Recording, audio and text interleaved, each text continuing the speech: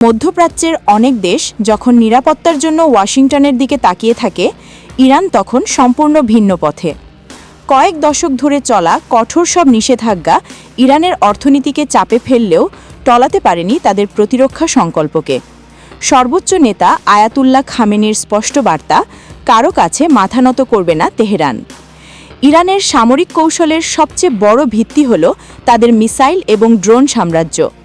মধ্যপ্রাচ্যের সবচেয়ে বড় মিসাইল ভান্ডার এখন তাদের দখলে।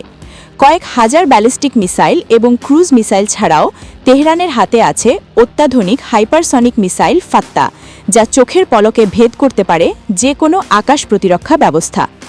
ইরানের পারমাণবিক শক্তি সংস্থার প্রধান মোহাম্মদ এসলামি বলছেন, পারমাণবিক অস্ত্র ছাড়াই ইরান নিজেকে রক্ষা করতে সক্ষম। ইসলামী শরিয়া অনুযায়ী পারমাণবিক অস্ত্রের ওপর সর্বোচ্চ নেতার ফতোয়া বা নিষেধাজ্ঞা রয়েছে।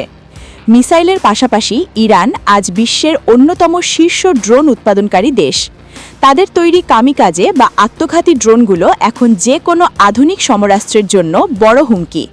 যুদ্ধের ময়দানে ড্রোনের এমন ব্যবহার তেহরানকে এনে দিয়েছে বিশেষ কৌশলগত সুবিধা।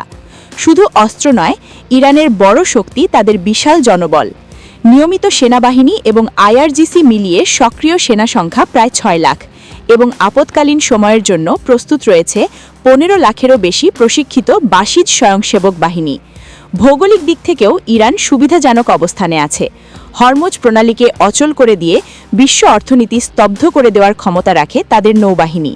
এছাড়া লেবানন, সিরিয়া, ইরাক এবং ইয়েমেনে ছড়িয়ে থাকা ইরানের প্রক্সি নেটওয়ার্ক যে কোনো যুদ্ধের মোড় ঘুরিয়ে দিতে সক্ষম। তেহরানের দাবি স্পষ্ট, প্রতিরক্ষা মানে শুধু আক্রমণ নয়, বরং শত্রুকে আঘাত হানার আগেই থামিয়ে দেওয়া। আর এই লক্ষ্যেই পারমাণবিক বোমা ছাড়াই এক অপ্রতিরোধ্য সামরিক শক্তিতে পরিণত হয়েছে পারস্যের এই দেশটি।